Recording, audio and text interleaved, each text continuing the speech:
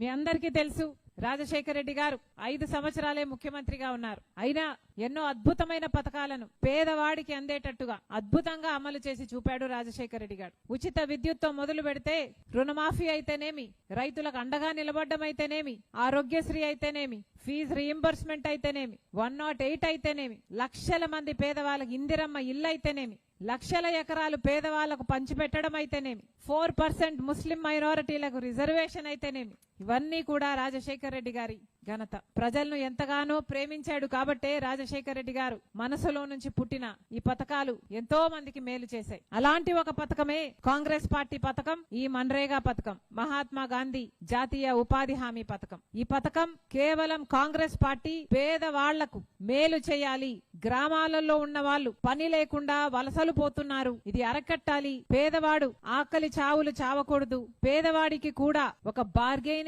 power